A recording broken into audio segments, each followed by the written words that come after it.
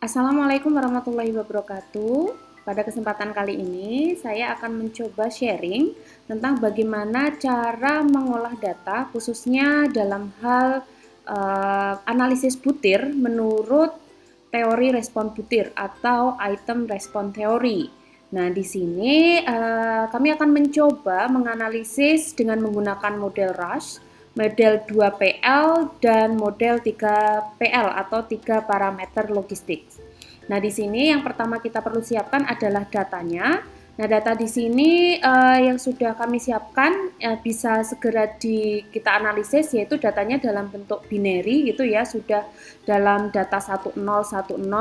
Jadi kalau teman-teman nanti masih punya datanya dalam bentuk jawaban siswa, jadi bisa diubah dulu menjadi data binary dulu, baru bisa kita ubah di sini gitu ya, biar langkahnya jauh lebih mudah. Nah, di sini kita panggil dulu datanya. Di sini saya definisikan datanya D2, jadi ini bisa apapun itu ya, terserah dari nanti teman-teman mau mendefinisikan memberi namanya seperti apa. Kemudian di sini sintaksnya agak sedikit berbeda ya teman-teman, pemanggilan data nanti mohon disesuaikan dengan data dan laptop teman sendiri gitu. Nah, sekarang kita akan mencoba panggil data dulu, kita panggil dulu datanya. Nah, di sini sudah masuk ya, datanya D2, terdiri dari 40 observation and 11 variables. Jadi ada 40 responden gitu ya, dan di sini variablesnya ada 11. Nah, kita bisa lihat di sini, ya, di sini datanya ada 40 responden, betul. Kemudian 11 variables itu karena di sini ada kolom nomor ya, padahal di sini kita maunya hanya mau menganalisis item 1 sampai item 10. Nah, di sini kita karena datanya tadi ada yang tidak mau kita pakai, yaitu adalah kolom di 1, maka kita ambil dulu di sini. Kita fixkan datanya yang mau dipakai yang mana. Di sini saya definisikan D2 fix itu adalah data yang kita analisis nantinya, yaitu yang hanya itemnya saja. Kalau tadi berdasarkan data yang saya punya, item 1 sampai 10 itu ada di kolom 2 sampai kolom 11. Jadi kenapa di sini 2 sampai 11 ini menyatakan letaknya kolom ya. Jadi ini kita pakai datanya. Nah, ini sudah jadi 10 variables. Data 2 fix. Nah, udah item 1 sampai item 10. Jadi tinggal bisa langsung kita pakai saja. Nah, kemudian di sini selanjutnya kita subset datanya. Tujuan subset di sini adalah nanti supaya kita memudahkan kalau gambar kurva karakteristiknya, supaya nanti satu gambar itu hanya terdiri dari 5 item saja gitu. Sebenarnya yang tidak melakukan ini tidak masalah karena item yang kita punya itu cuma 10. Tapi kalau misalnya sampai ada 50 butir soal terus digambar jadi satu, itu kan agak susah ya melihat bentuk karakteristiknya kurva gitu ya, saling potong, nempel ataupun berimpitan gitu. Nah, kalau banyak itemnya lebih baik memang di subset. Nah, sebagai latihan kita subset saja di sini. Kita subset. Nah, ini sudah ada masing-masing subsetan data ini ada 5 item. Selanjutnya kita akan menganalisis di sini ya. Siapkan dulu package LTM-nya. Nah, di sini kalau teman-teman belum punya package LTM, nah nanti bisa install packages dulu dari sini. Nanti kalau sudah selesai kita panggil library LTM. Kita panggil dulu library-nya LTM. Kemudian di sini untuk analisis data satu parameter, kami menggunakan modelnya model Rush gitu ya. Nanti untuk perbedaan Rush dan 1PL itu bisa dibaca detail di makalah begitu. Nah, ini untuk analisis kali ini kita gunakan yang model Rush. Nah, yang menggunakan satu parameter modelnya adalah model Rush. Di sini juga sintaksnya ada Rush di sini. Nah, oke. Nah, untuk namanya ini terserah teman-teman mau kasih nama apa. Kita analisis langsung. Oke, kemudian kita panggil. Nah, sudah muncul di sini teman-teman. Di sini sudah dilihat ada difficulty index dan juga diskriminannya sudah sama semua indeks diskriminannya. Kenapa kok sama di sini? Karena kan satu parameter. Nah, kalau satu parameter kan untuk nilai daya beda soalnya itu diasumsikan sama, sehingga outputnya di sini pun semuanya sama. Tapi untuk indeks kesulitan atau difficulties index ini sudah kita lihat sudah berbeda ya, sudah berbeda-beda. Oke. Kemudian di sini kita bisa melihat tujuannya tadi kan kita akan uji kecocokan model. Nah, uji kecocokan model itu kalau dalam suatu penelitian kan kita akan memilih model mana yang cocok untuk kita gunakan menganalisis soal. Ataukah satu parameter, dua parameter, tiga parameter, itu tidak serta-merta kita milihnya asal, tetapi perlu melakukan uji kecocokan model. Nah, bagaimana caranya? Nah, di sini kalau di makalah ada juga kita akan melakukan uji analisis. Di sini H0-nya itu adalah itemnya kan sebenarnya ujinya itu tiap butir ya teman-teman, tiap item gitu kan. Tiap item kita cek satu-satu kalau misalnya kita melakukannya manual.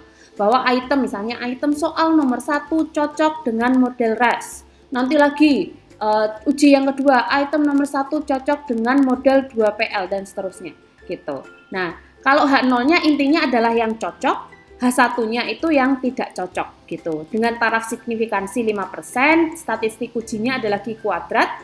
Nah, kriteria keputusan H0 itu ditolak jika Q kuadrat hitung lebih besar dibanding Q kuadrat tabel. Atau akan lebih memudahkan kita jika menggunakan p-value gitu ya. H0 ditolak jika p-value-nya kurang dari taraf signifikansi. Dalam hari ini taraf signifikansinya adalah 0,05 gitu ya. Karena kalau misalnya kita ngitung satu-satu, belum ngitung Q kuadratnya itu panjang satu butir pun gitu kan. Nah, masih harus membandingkan dengan Q kuadrat tabel gitu kan. Kalau misalnya kita lakukan itu satu-satu itu kan lama. Jadi kita melihatnya pakai p-value saja untuk melihat cocok atau tidaknya suatu model pada item soal gitu. Kita kembali lagi ke R. Nah, di sini belum ada nilai Q kuadrat, belum ada p-value, kita munculkan.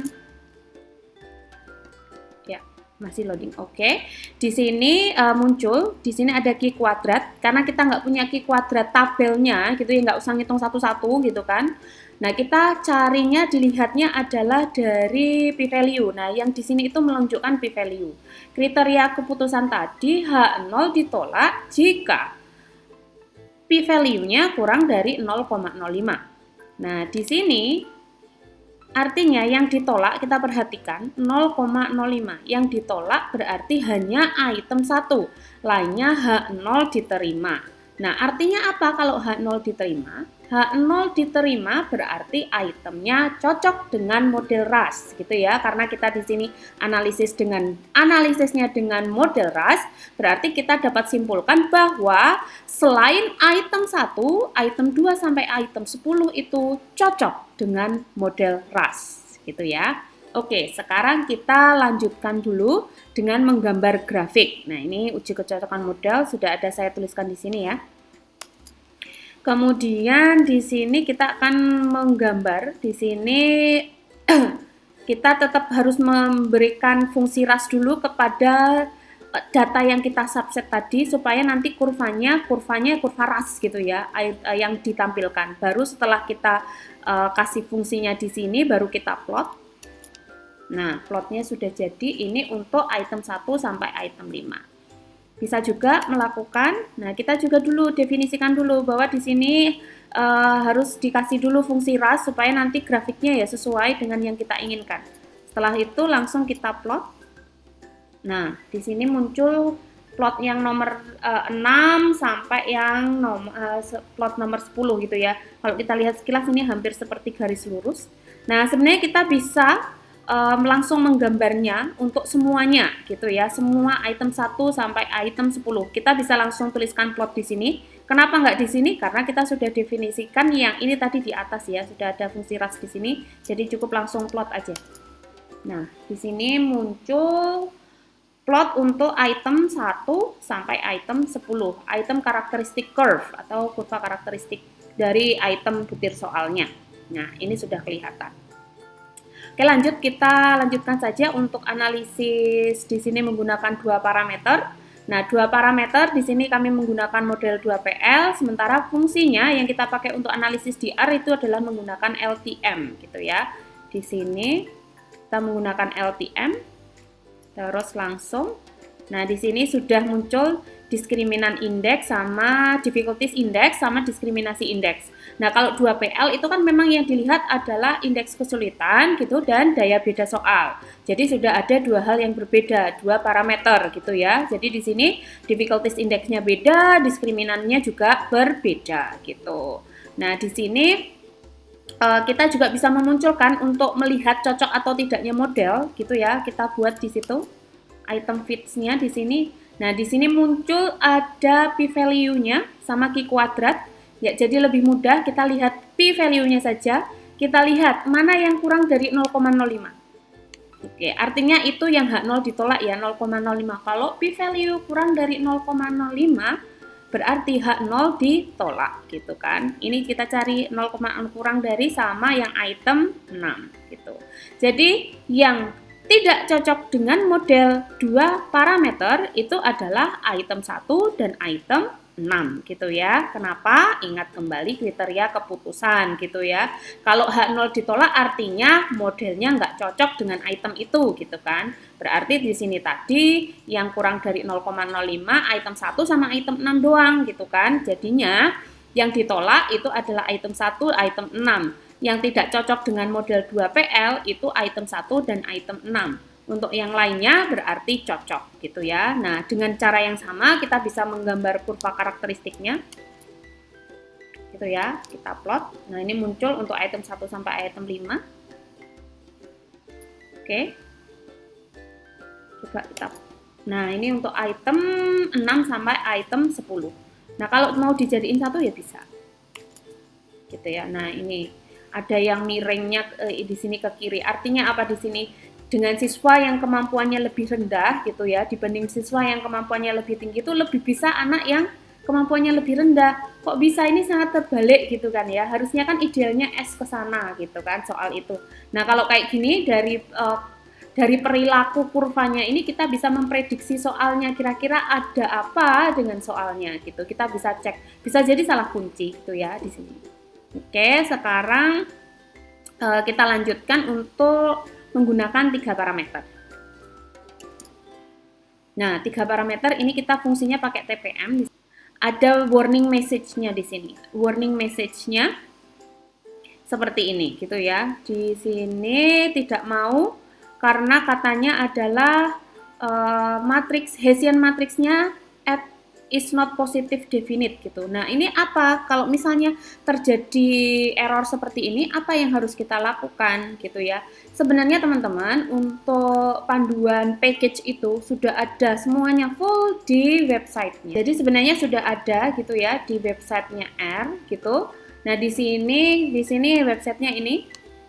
Nah, nanti ini kalau misalnya sudah ada PDF-nya detail, teman-teman. Jadi di situ sudah ada penjelasannya masing-masing package gitu.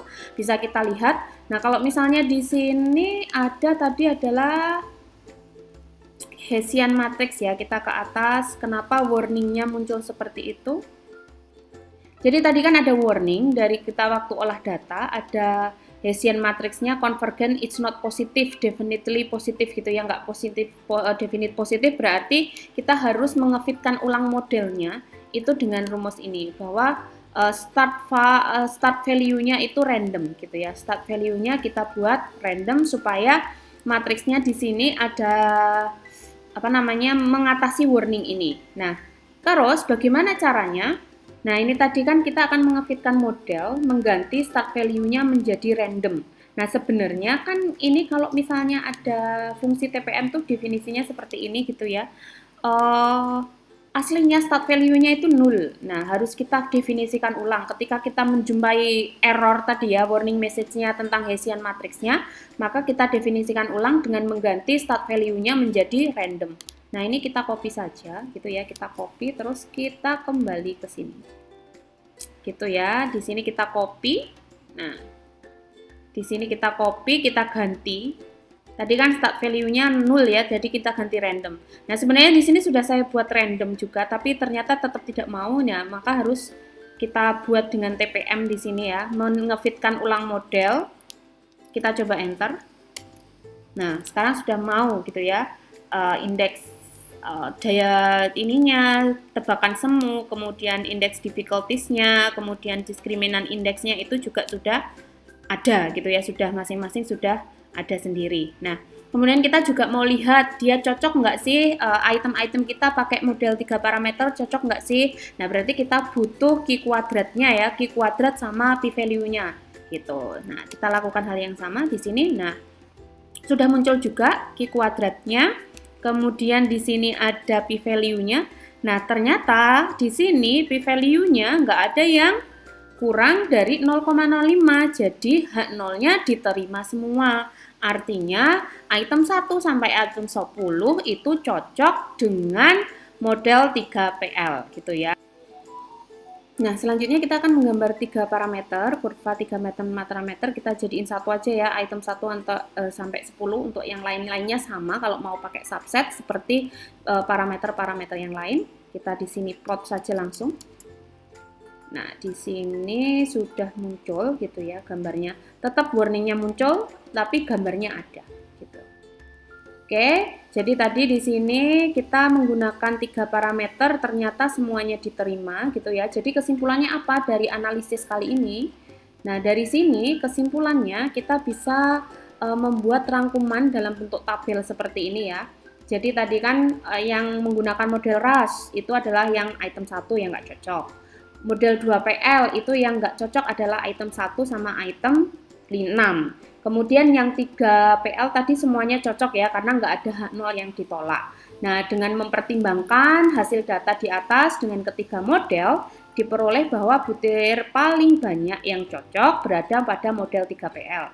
Ini berarti model 3 parameter merupakan model yang dapat dipilih untuk analisis butir. Oke, terima kasih. Sekian sharing tentang bagaimana cara olah data analisis butir, khususnya analisis butir menggunakan pendekatan item response theory, sampai bagaimana kita menginterpretasi hasil data yang dari R dan kita sampai mendapatkan kesimpulan. Oke, semoga bermanfaat. Assalamualaikum warahmatullahi wabarakatuh.